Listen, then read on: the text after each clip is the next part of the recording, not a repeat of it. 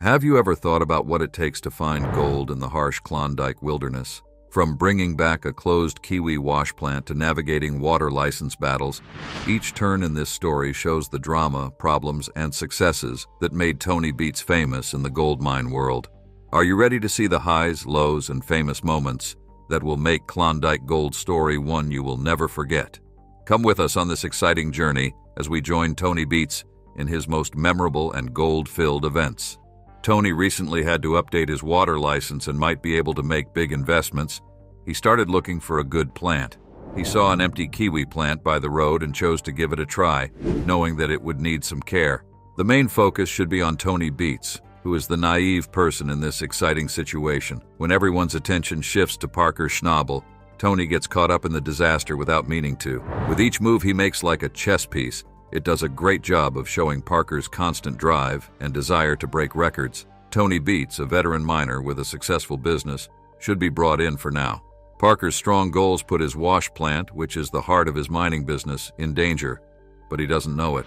Tony, who has worked in the mining industry for a long time, is being used as a pawn in this ongoing play. His face is mostly worried, with a mix of realization and surprise in it. At this very moment, two goals clash, starting a fight that will spread through the Klondike Desert and put Tony Beets in harm's way, while Parker Schnabel tries to achieve his fame and wealth goals. Now that Parker Schnabel's goals have set the scene, let's talk about Tony Beets and his team. They are the unsung stars of this story. Imagine that Tony's team is made up of a bunch of mining experts, and each one brings a different set of skills to the table. It's more than just a job. It's a choreographed dance, a symphony of skills in which everyone seems to be connected telepathically. The group doesn't just work in this busy mining city. They have a set schedule they're following. Each miner has a specific job to do, but they all work together to make the hive buzz with activity. Everyone is working together so well, and they're all making a big difference in the big picture of this crazy gold mining project. There were plans made for the kiwi plant to be brought to Shane's land after talks with the owner. Tony, who was known as the King of the Klondike, worked out the deal. Shane was grateful for the chance and knew how hard it was to manage land holdings. Tony owned a 25-ton kiwi wash plant that had been left empty all season and was rusting away. Tony planned events for Dominion Creek and got his skilled team together. A small accident during transport led to a quick review of the damage and a strong plan to fix it. Tony motivated his team by being determined to get gold out of the ground. Even though the transportation accident happened, they worked together to lift and move the kiwi plant, which kept any harm to a minimum. As the team got ready to start working on Shane's claim again, their determination and unwavering commitment to success were clear. This showed the strength that comes with chasing success. Now Mike was having problems that he hadn't planned for in a job that should have been easy and paid well for 4 hours. There was a problem with a broken chain, which could have made the work take twice as long to finish. But Mike and the crew knew that a big $300,000 investment rested on the operation's success, which gave them the drive to get through the problems. The crew had planned for a smooth execution at first, but things went badly when one of the chains suddenly broke. Tony looked around in shock, thinking that the crash didn't seem to have done any major harm. Right away, the most important thing was to straighten up the plant and do a full probe for any possible problems. To get around the problem, Mike asked line worker Brandon Carr to help him carefully turn the plant back over. They were very good at using trucks and chains, and they coordinated the lifting operation with Tony's tactical direction. The plant was supposed to be put in the middle of the road so that it could be carefully checked out and maybe moved around. When problems came up out of the blue, the crew showed toughness and strong teamwork. They knew that having the right tools can make problems easier to solve. When they finally got the plant to grow, they realized that they could get past unexpected problems as long as they had the right tools. After 8 hours of going around in circles, they finally got past the problems and reached their destination. When the kiwi plant got to Shane's Dominion Creek land, it was a big time for change. Following Tony's order to clear the area once the plant was emptied, the move went smoothly, and the plant was put exactly where it was supposed to be. During the party, Tony told everyone about the crew's crazy season-long goal to find 5,000 ounces of gold. Tony said that more dirt from some places needed to be processed, even though 2 big cuts on Paradise Hill had already produced 828 ounces. Tony told Lisa and James they could bring their cars and move pay dirt because time was running out. He stressed how important it was to take any chance to get gold, even if it meant taking some calculated risks, because time was running out. Eric E. Jalea was given the job of handling trash piles in the meantime so that they wouldn't build up too much at the end of the trail. But things got more difficult when Eric's digger got stuck, which led to a number of problems and the stacking of tailings. Tony put Mike in charge of finding an answer because he knew it was important. The problems didn't go away when hydraulic fluid leaked from the 460 and caused a brief shutdown. Kevin was asked to look into the problem and found that it was caused by a broken O-ring. It was clear that even a small part could have a big effect on the whole machine because the digger could work again after the repair was done. Even though there were problems, Tony was always determined to reach his goal of 5,000 ounces. But because of a week of delays and closures in the Swallow Cut because the ground was frozen, less gold was made than planned. Because Tony knew how the business really worked, he knew that he had to deal with problems in order to really enjoy success. Even though the return wasn't as high as planned, he stressed how important it was to get every ounce of gold back, because even on bad days, every gold investment helps reach the end goal. When problems came up, Tony's realistic outlook won out. He understood that things might not go as planned in the present. He kept his good mood about looking for new opportunities when he got back, even after a few setbacks. This kept the main goal of getting 5,000 ounces of gold in mind. As Tony said goodbye to the team, he was clearly in a good mood. He reassured everyone that success will come in the end. Tony said that they would keep going even if they ran into problems at first because they were determined, and the 5,000-ounce goal stayed the focus of their efforts. A problem with the water pump, on the other hand, brought a new problem and caused a 2-day pause. Tony was ready to go back to looking for rich white channel money in the 80 pup cut while a new 11-ton mega pump was being put together. Being in the wrong place at the wrong time hurt their chances of hitting pay dirt. Working together to move the new pump to the SLO pond showed how skilled they were and how important their specialized tools were. Tony, who was in charge of the job, told Len and Mike how to move and raise the pump. How much the crew relied on their tools showed how important it was to their digging work. They were excited because they were about to start the pump and get back to washing, but something went wrong. After the engine wouldn't start, Tony decided to try ether as a short-term fix. Even though there were problems, the group stayed strong. The never-ending search for gold at Paradise Hill showed how determined people need to be to work in the risky world of gold mining. Tony was upset that the pump wouldn't turn on, so he tried a boost with a pipe layer to get more power. After Mike's moves, the team gave the pump more power, a driver, and fresh air. The engine wouldn't start no matter what they did, which made them angry for days. Following this, Kevin chose to work with the pipe layer to get the pump going again. Without a hitch, the engine replied, and the process went smoothly. People felt better as they saw that the new pump was in better shape than the old one. After the pump was fixed, Tony was excited for the gold mine to start up again. Even with the small delay, the crew was able to stay on track thanks to their quick thought and good problem solving. As the group began to think about what had happened over the past 4 days, they were looking forward to hearing about it. A total of 299.92 ounces, or $495,000, was shown after the gold was dumped. This was more than 3,000 ounces for the season. Tony praised the team's work and emphasized the good end, even though there were problems. Because Mike's job was busy, Tony and his friends had more free time, so they rented land to the Winchester boys for the Hunker Cut to try to get more income. The Winchester family had trouble in the Cursed Cut, a particularly hard mining area. The trouble was the thick black sand that made it hard to get the gold out of the riffles. Tony suggested moving from extended metal riffles to hydraulic ones in order to get better results. They had to quickly come up with a way for the Winchesters to make their 200-ounce season goal. Tony stayed positive even when things went wrong. He stressed how important it is to be ready for anything in the unpredictable business of gold mine. The program stressed the importance of sticking with things, working together, and coming up with creative solutions to problems that come up in the tough Klondike goldfields. Tony gave John the idea for the hydraulic riffle frame, which he made with 3 4-inch tube and steel plates. They used water flow to test the guns after putting the parts together to make sure they worked. They put the hydraulic riffles to the test by running 100 yards of pay dirt through their wash plant once they were happy with the result. The experiment worked, as the gold at the bottom stayed put very well and the rake moved easily. They were able to run for much longer after adding hydraulic riffles like Tony suggested. This cut down on cleanup time and increased gold recovery.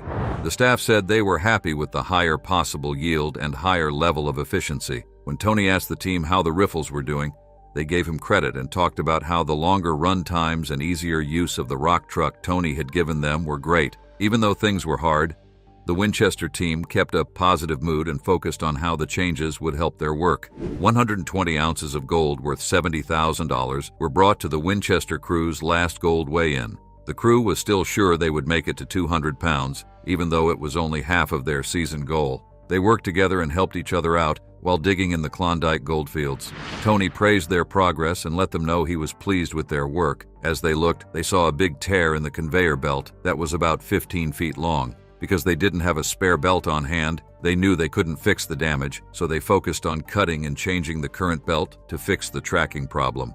Even though they tried hard, the belt kept going off track, which pointed to possible roller problems. They ran the belt to see what was wrong and found that some changes had to be made, mostly in the back, to fix the problem with tracking that kept happening. A closer look, though, showed that the impact bed and rollers were broken. The impact bed is an important part that's supposed to soften the force of rocks hitting the belt. If you looked under the hard plastic, you could see a worn-out impact bed. This made me worry that the belt might be damaged. The team decided to replace the broken impact bed, even though it meant closing it for a short time. They had to move quickly. When the old impact bed was taken off, it became clear that an even worse problem existed. New replacement parts were missing. This unexpected setback made the team even more determined to cut down on downtime and get the plant back up and running quickly, as it led to a quick call to order the necessary parts. It was stressed in the show how unpredictable mining can be in the Klondike goldfields, where unexpected problems with tools mean that quick and creative solutions are needed to keep things moving. After putting in the impact bed and the last roller, the group was ready to turn on the wash plant again and start full production. The unplanned equipment failure caused problems, but the team was able to solve them with each other's help and Tony's direct direction. The team felt rushed to make up for lost time because they were ready to start up the wash plant again. In the very competitive Klondike gold mine, every ounce of gold was important, so the workers worked hard to make as much as they could. Tony, who was always very careful, made sure that everything was in working order before starting to mine on a bigger scale now that the wash plant was back up and running.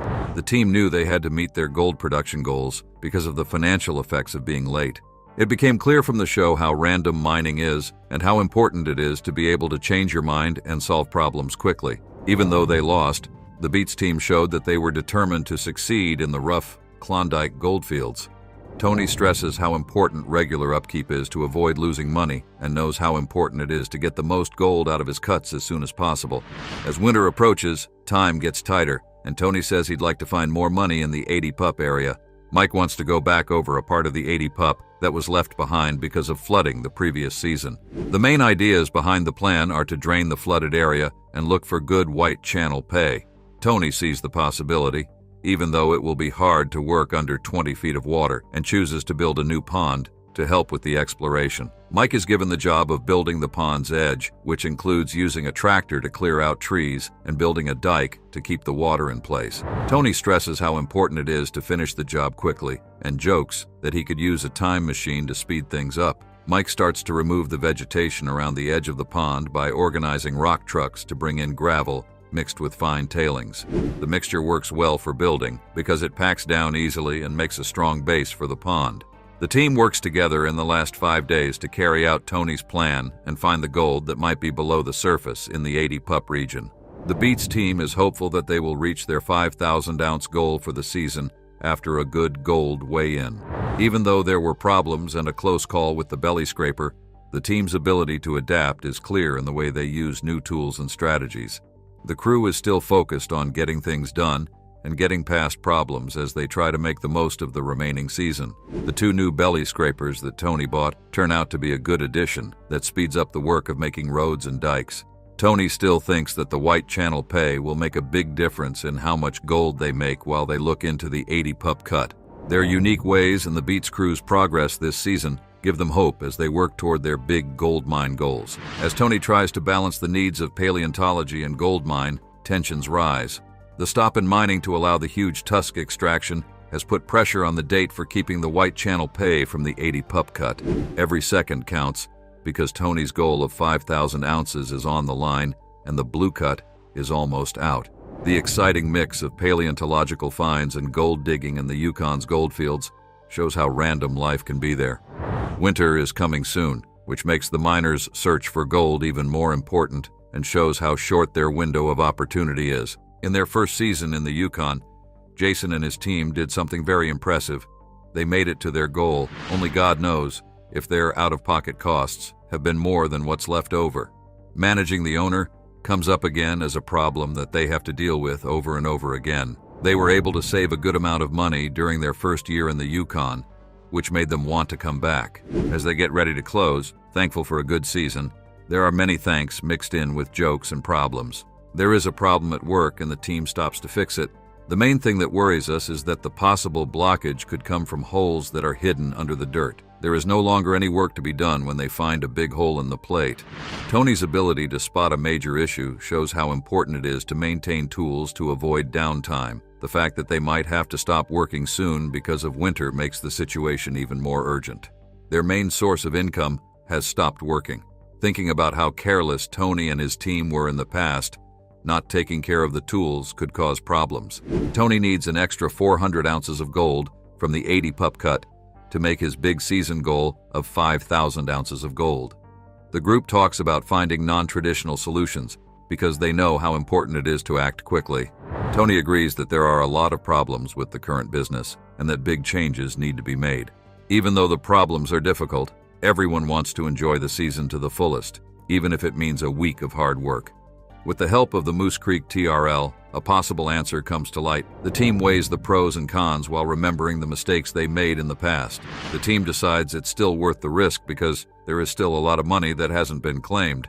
There is another option with Kevin's mobile trommel on Paradise Hill, but remembering mistakes from the past is heavy. The workers that work for Tony move the old trommel 600 feet away and put in a new one in its place. At the same time, attention turns to starting the Moose Creek TRL. Since Lynn HRA is in charge of the quick fix, the crew's hopes of reaching the 5,000 ounce mark fall on him. As the fixing process goes on, the crew is under more and more stress and is having trouble with hydraulics and air in the system. The group stays focused on their goal even when things go wrong, like when they find a broken oil cooler. Now, the focus is on getting the Moose Creek TRL up and going, protecting what's left of the season, and getting the prized gold aim. People are clearly reluctant to deal with the questionable system because they might mess up the whole setup. The crew talks about the problems with using water to power the system and thinks about taking out the oil cooler, even though they are afraid the engine will get too hot. So that the hydraulic oil in the wash plant's barrel doesn't get too hot, the plan to take cold water from the oil cooler and stop it is being talked about. The story starts with a mistake that caused cracks when the pipes froze. Fine copper lines that were not drained of water before winter. Tony talks about the terrible things that could happen if hydraulic oil gets polluted by water and offers a risky fix. Drain the water and turn off the oil cooling system completely. Tony is honest about the fact that the team doesn't have any backup plans in case the answer doesn't work, which leaves everyone in the group anxious. As planned, the team fills up the oil coolers with water, gives them fuel, and gets ready to restart the system. They carefully put everything back together again after the fight, tightening the nuts and slowly adding more oil to show that they are ready to start over. The crew says they are sure that water won't get into the system and makes a promise. As they turn on the system, the legs rise off the ground, which is the first sign that they are done. The atmosphere is full of optimism, and people are getting more excited as they get closer to solving the problem. As they move forward, they are still aware of the bad weather in the middle of King of the Kandik. This makes them realize how determined they need to be to complete their task. According to Tony Beets, they are on the right track and will reach their goal of 5,000 ounces of gold. Today, the 80 pup cut created an amazing 500 ounces of white channel gold, and Tony is still fully committed to it, even though he is only 900 ounces short. He's excited to take advantage of the huge amounts of gold that are available in this area, and hopes that things will keep going well. But troubles caused by the weather are always there to deal with. Because heavy rain is making things hard for them, the team has to strengthen the settling ponds right away. Tony began 24-hour sluicing 12 weeks ago, which increased the flow of water from the TRL to the settling ponds by 2 times. Unfortunately, the crew has to stop work to improve the dikes, which is a tough task because there are so many breaks in them. As the water levels start to rise again, Tony takes the lead. He stresses how important it is to keep everything spotless so that problems don't happen again. At the same time that Tony tells people what to do, everyone is talking. Due to the constant rain, the team is in a race against time, and they can feel the pressure. Tony worries that he might fall through the slippery, shaky ground at a tense time, which shows how serious the situation is and how quickly and firmly something needs to be done. Nick Beets' whole mining business stops when his cousin Mike accidentally sinks a digger into a settling pond. This is a huge setback for him. With the help of 2 more people, try number 2 to free the stuck digger fails. In response, Tony sends in the huge 115-ton D11 and the strong 18-ton D6 dozer as extra help. Anthony comes up with a plan to free the stuck excavator. The plan calls for the powerful D11 to pull the stuck 220 excavator out of the ground, the D6 dozer to push coarse tailings into the pit to make a hard ramp, and the 349Es excavator to bail out silt. Even though it's hard to work in the wet settling pond, the team pumps out water and builds a temporary ramp. Unfortunately, Tony is still positive, even though things are hard and careful work needs to be done to free the backhoe. Heavy rain this week has slowed down Paradise Hill's output, but Tony is confident that the 80 pup drop will continue to bring in a lot of gold and help him hit his 5,000-ounce gold goal. As Tony thinks about how hard things are, the story adds humor by making fun of Mike's tendency to get things stuck and showing how important technical practice is for getting them out. Tony gets past the problem and shows how strong and smart he is by working through the difficulties of freeing the stuck digger. Tony is very careful to keep track of every ounce of gold, and he is enjoying hitting important ages like 10, 15, 20, 30, 40, and 80. Because the story builds tension and expectation as the countdown goes on, it makes it clear that Tony needs more than 300 ounces. The group meets and beats all of their goals, including the long-awaited 300 ounces. They end up with 4,184 ounces worth $850,000. Because they are always together and determined, the family stays focused on reaching their high goals. Over the course of 6 days, the talk goes into more detail about the success of the 8-pup cut. Tony talks about how happy he is with the great result and how high quality the gold that was removed is. Even though they have won, he is still paying attention to the weather problems, which shows that they have not yet reached their final goal. The talk moves to the large number of visitors to the area who are drawn by the promise of gold mining. Tony thinks about the problems these newcomers are having, focusing on the Winchester boys in particular. They are in a race to build the wash plant and show Tony how good they are at finding gold, and Tony wants 30% of the profits. This adds to the tension and excitement. The story then follows the Winchester boys as they work very hard to get their washing machine to work, showing how dedicated they are to getting things done. As Tony sees the gold in the box grow, he talks about how his dream is coming true and how proud he is of their progress. The picture is very detailed and shows Drown, Winchester's builder, in the right mix of worry and joy. The exciting and successful atmosphere brings out the family's determination and success in the tough field of gold mine. The story starts to take shape as the group carefully places the plant on the pad. Changes are made, and directions are given to make sure the right position. As the trap gets tighter and an accident is almost certain to happen, stress levels rise. Even though there was a short, stressful event, the team is able to place the plant on the pad. After setting up the plant, the last thing that needs to be done before the pay dirt can be run is to connect the sluice boxes. But then, an unexpected problem comes up. A leg is in the way of the setting because of the angle of the road. Knowing this changes plans, giving them a short-term loss as they get used to the unexpected truth. It talks about the homemade plant, a special dual-barrel trommel, pointing out its features, such as the high-pressure jets that spin in the trommel and clean the rock. Following that, chutes let the gold-filled slurry into the sluice boxes. But because of changes to the layout, the sluice boxes have to be on the left side, which isn't ideal because a supporting leg is in the way. John will have to make do with what he has on hand and add on to the distraction chute in order to get the pay dirt around the obstacle. The story shows how the team likes to do things themselves and how they can solve problems on the job. They stress how creative the crew is and how quickly they need to get things done since they are only 3 people. The story talks briefly about how their business is different from bigger ones like the Beets, where getting expert help quickly is sure. As John works on the addition, the story goes into his past, drawing on the fact that his father was a tool and die maker. The fact that the addition was finished shows how skilled and independent John is. They are getting ready to get gold out of Winchester as the scene changes. The crew is finishing up the welding and mounting the extension on the FL. Since the short-term fix seems to be working, they can now move dirt to the plant and take the gold out of the sluice boxes. After a 12-hour wait, the Winchesters are about to hit pay dirt. This is a big turning point in their mining project. The story shows how flexible and strong the team is, showing how they can deal with problems and keep going with the task. After that, the story turns to the plan, which is where the magic of getting the gold is meant to happen.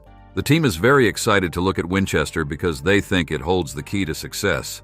Basically, the idea shows that when it comes to gold, you have to run it through the system to find its secret gems. There is a lot of worry going on below the surface, but the crew starts Winchester with a sense of hope and excitement. People say that being willing to take risks is an important part of looking for gold. A strong will and energy can be felt in the air as they start their quest. As Winchester comes to life, the dirt rushes onto the pile of waste. The team is clearly excited because they see this as a turning point for the infamous curse cut.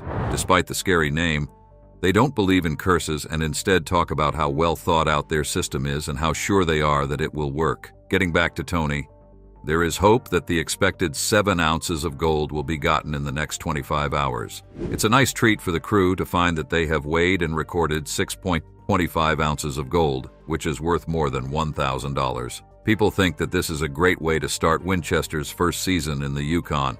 After the first win, people start talking about the return of gold and the chance of better cuts in the future. The team sees this as a good sign, which makes them even more sure that as they keep drilling deeper into the ground, each cut should yield more gold. Getting close to the end of the day makes you feel happy and accomplished. The team looks over the day's earnings, praising their hard work and sharing their determination to keep going.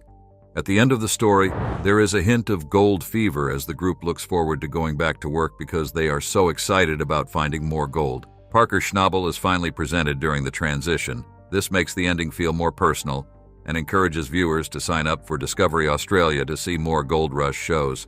It's not just miners who Tony Beets and his team become in episodes 25 and 26 of Gold Rush Season 13. They become the masterminds behind a high-stakes symphony that reverberates through the heart of the Klondike. Their trip through a series of uncertain events is a story about sticking to your plans, being determined, and always going after big goals. When Tony Beets and his team go above and beyond, problems become opportunities, and unexpected treasures are found in the harsh Klondike. Their unwavering determination is shown by how they handle every turn and obstacle on the difficult Klondike testing ground.